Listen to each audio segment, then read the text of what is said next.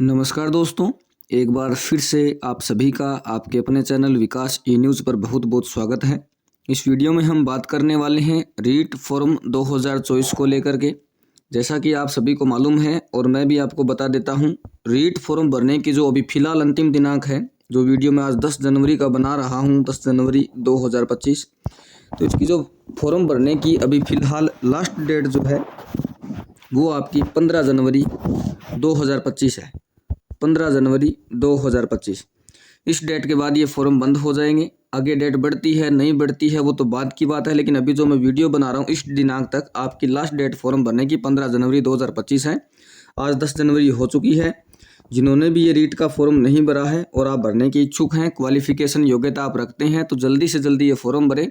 Last date का इंतज़ार मत करिए। लास्ट डेट पर हो सकता है कुछ सर्वर इश्यू हो जाए, कुछ पेमेंट प्रॉब्लम हो जाए, कुछ भी हो सकता है, तो आप लास्ट डेट का इंतज़ार नहीं करें। अब इस वीडियो में हम जो बात करने वाले हैं, जिसके बार बार मैसेज और क्वेरी आ रही है, वो ये आ रही है कि सर रीट फॉर्म का जो फॉर्म हम भर रहे हैं उसमें पेमेंट प्रॉब्लम आ रही है। काफ़ी लोगों से तो पेमेंट हो नहीं रहा है। उसमें पेमेंट का प्रोसेस पूरा करते हैं, डेबिट कार्ड, क्रेडिट कार्ड या नेट बैंकिंग जो भी यूज़ करते हैं, वो यूज़ करने के बाद जैसे ही क्लिक करते हैं तो वापस बैक पेज पहुंच जाते हैं और पेमेंट अकाउंट से कटता भी नहीं है और फीस जो है वहां पर अनपेड इश्यू होता है।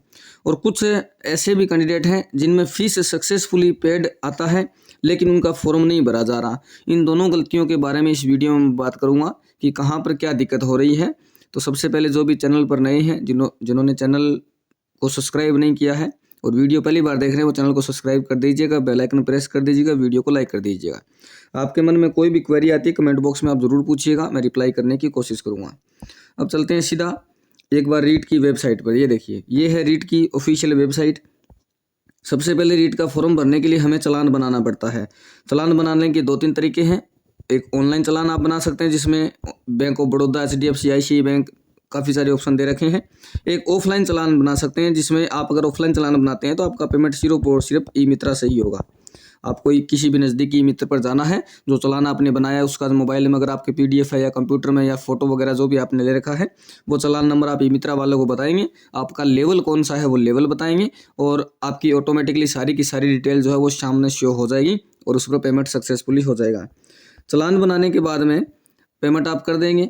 और दूसरी बात, एक बार इसको क्लिक ही कर लेते हैं। ये देखिए, चालान वाले ऑप्शन पर जैसे ही क्लिक करते हैं तो सबसे पहले हमें ध्यान से अपना लेवल सेलेक्ट करना है, अपना कौन सा लेवल है, क्योंकि आपने एक बार यदि लेवल पर पेमेंट काट दिया और पेमेंट सक्सेसफुल हो गया तो ऐसा नहीं कि आप बाद में लेवल चेंज कर लोगे। लेवल किसी भी हाल में चेंज नहीं होगा। अगर आपने फर्स्ट लेवल का पेमेंट किया है तो आप फर्स्ट लेवल के लिए एलिजिबल हैं, सेकंड लेवल का किया है सेकंड लेवल के लिए एलिजिबल हैं, और बोथ लेवल के लिए किया है तो बोथ लेवल के लिए एलिजिबल हैं। आपको ये ध्यान रखना है कि आप किस लेवल के लिए एलिजिबल हैं, आपको कौन से लेवल का पेमेंट करना है। गलती से किसी दूसरे लेवल का पेमेंट मत कर देना, बिना वजह पैसे लग जाएंगे और आपका जो सही लेवल होगा उसके फिर से आपको पैसे काटने पड़ेंगे, तो वो थोड़ा ध्यान रखना है। आप लेवल 1 के लिए एलिजिबल हैं तो लेवल 1 का ही पेमेंट काटें, बोथ लेवल के लिए तो बोथ लेवल का ही काटें। दोनों का अलग अलग आपको नहीं भरना। यदि आप लेवल 1 के लिए हैं तो अकेले 1 का काटें, दूसरे के लिए तो अकेले दूसरे का काटें, और दोनों के हैं तो काफ़ी सारे अभ्यर्थी ये गलती करें कि लेवल 1 का अलग भर रहे हैं, लेवल 2 का अलग भर रहे हैं। तो ऐसा नहीं करना है, वो बोथ लेवल वाला फॉर्म उनको भरना है।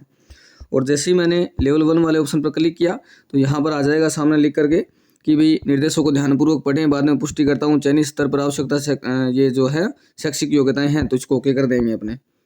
इसको ओके करने के बाद में यहाँ पर आपको डिटेल भरनी है सावधानी पूर्वक। मैंने प्रत्येक वीडियो में यही बात बताई कि डिटेल भरने में जहाँ पर आपको 5 मिनट लगे, 4 मिनट लगे या 7 मिनट लगे, उसमें 3 मिनट आप एक्स्ट्रा लगा दो या फिर 2 मिनट एक्स्ट्रा लगा दो, लेकिन किसी प्रकार की गलती इसमें मत करना, क्योंकि काफ़ी सारे अभ्यर्थियों ने ऐसी गलती की है। इस वजह से मैं आपको बता रहा हूँ। सबसे पहले applicant name, father name, mother name, date of birth, और जो ध्यान रखने वाली बात है वो मदर नेम की स्पेलिंग में ध्यान रखने वाली बात है, क्योंकि एक बार आपने लिख दिया, बाद में आपको सिर्फ रीट कार्यालय ही बता सकता है कि आपने क्या नाम लिखा था, आप चेक नहीं कर पाओगे दोबारा। Email ID, mobile number, alternate mobile number, captcha, और यहाँ पर जो है ना अपने पास पेमेंट का इसमें ऑप्शन आता है, कौन सा पेमेंट अपने को चुनना है, ऑनलाइन चुनना है या ऑफलाइन चुनना है। अगर हम ऑनलाइन चुनते हैं तो आगे आप देखेंगे ऑनलाइन पर जैसे ही क्लिक करेंगे अपने सामने 3 बैंक शो हो जाएंगे, HDFC, ICICI और बैंक ऑफ बड़ौदा। लेकिन वहीं पर यदि हम ऑफलाइन पेमेंट चुनते हैं तो सिर्फ एक ही ऑप्शन आएगा, ई मित्रा का। और ऑफलाइन में तो यही कहूँगा कि लास्ट डेट नज़दीक है, आप जितना हो सके ऑफलाइन पेमेंट का यूज़ करें। और जैसे ही आप चालान जनरेट अपना कर लेते हैं, ऑफलाइन पेमेंट में नज़दीकी ई मित्रा से पेमेंट आप करवा दीजिए, आपका पेमेंट तुरंत सक्सेसफुली हो जाएगा। इसके अलावा जैसे ही आपने पेमेंट अपना सक्सेसफुली पेड आपने कर दिया है, पैसे आपने काट दिए हैं, और बैक पेज पर जाकर के जब आप यहाँ पर अपने चालान का रीप्रिंट देखेंगे तो रीप्रिंट देखने के लिए आपको क्या लिखना होता है, आपको सिर्फ और सिर्फ चालान नंबर लिखना होता है। पहले लेवल, फिर चालान नंबर, फिर आपकी डेट ऑफ बर्थ और ये कैप्चा नेक्स्ट करेंगे, आपके सामने आ जाएगा कि आपकी फ़ीस सक्सेसफुली पेड हो चुकी है। और फीस जैसे ही एक बार पेड हो जाए तो आपको सभी ऑप्शनों को छोड़कर ये जो फिल एप्लीकेशन वाला फॉर्म है इस पर क्लिक करना होता है। और इस पर जैसे ही आप क्लिक करेंगे, लेवल भरना है, challan number, mother name, date of birth और कैप्चा लिखने के बाद नेक्स्ट करेंगे तो प्रॉब्लम आती है यहाँ पर सबसे बड़ी कि आपका फॉर्म बताएगा कि या तो आपकी फ़ीस पेमेंट नहीं हुई है या फिर आप कोई डिटेल गलत भर रहे हो, ये दोनों आपको देखने को मिलेंगे। और यहाँ पर जब आप देखेंगे अपना रीप्रिंट चालान वाला पेमेंट स्टेटस वाला तो उसमें फ़ीस तो आपकी पेड सक्सेसफुली आएगी, लेकिन यहाँ पर ये लिखा आएगा, दोनों लाइनें लिखी आएगी, या तो फीस पेमेंट नहीं हुई है या फिर आप कुछ डिटेल गलत भर रहे हो, ये दोनों आपको देखने को मिलेंगे। तो फीस पेड सक्सेसफुली ये तो आपका हो गया, डिटेल गलत वाला आपका यहाँ पर होगा। डिटेल गलत कैसी होगी, काफ़ी सारे अभ्यर्थी मेरे से भी जिद करते हैं कि सर मैंने 3 बार डिटेल देखी थी, बिल्कुल एक्यूरेट थी, गलत नहीं था, बिल्कुल सही था। ऐसा अभ्यर्थी बोलते हैं, लेकिन जो उनकी गलती होती है वो होती है मदर्स नेम में। कारण क्या है, कारण ये है कि लेवल आपके सामने जब आप चालान जनरेट करते हो, अपनी फीस सक्सेसफुली देखते हो तो उसमें लेवल आपके सामने लिखा हुआ है, चालान नंबर उसी प्रिंट में आपके लिखा हुआ है, डेट ऑफ बर्थ भी उसी प्रिंट में लिखी हुई है, आपके मोबाइल नंबर भी उस प्रिंट में लिखे हुए हैं, फादर नेम की स्पेलिंग भी लिखी हुई है। जो मिसिंग है वो है मदर नेम। मदर नेम जब आपने चालान जनरेट किया था उस समय तो आपने लिखा था, लेकिन जब आपने फाइनल सबमिट कर दिया, प्रिंट आपके सामने आ गया, उसमें आपके पास मदर नेम कहीं पर भी देखने को नहीं मिलेगा। तो आपसे रिक्वेस्ट यही है, डिटेल जो भी भरें आप सावधानी पूर्वक भरें।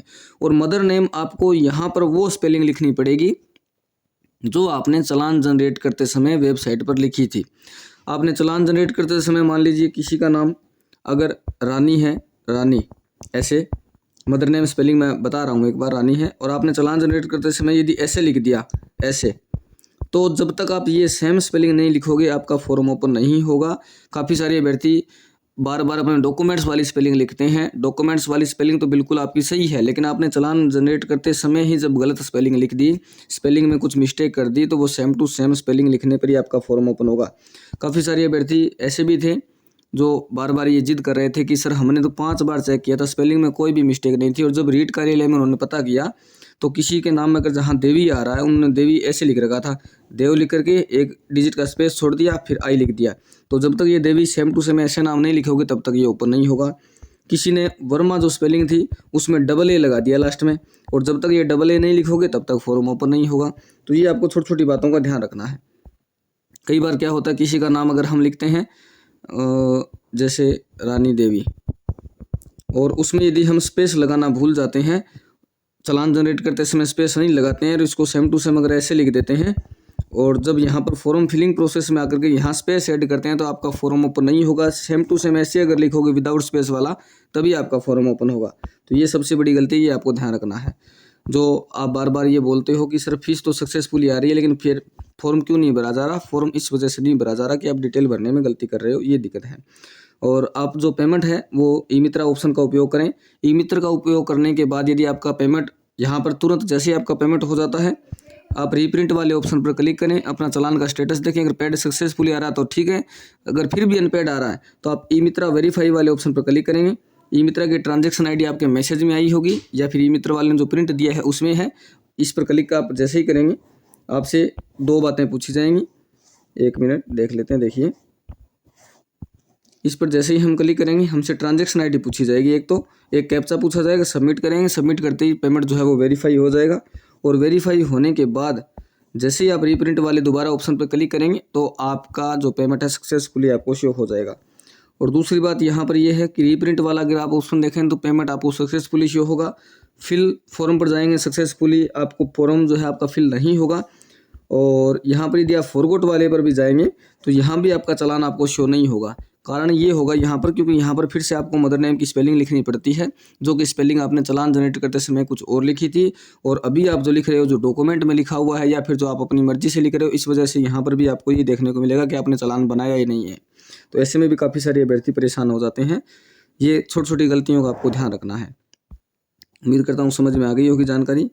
मिलते हैं नेक्स्ट वीडियो में नई अपडेट के साथ। कोई भी क्वेरी हो, कुछ सवाल हो, कमेंट बॉक्स में पूछ लीजिएगा। Thank you.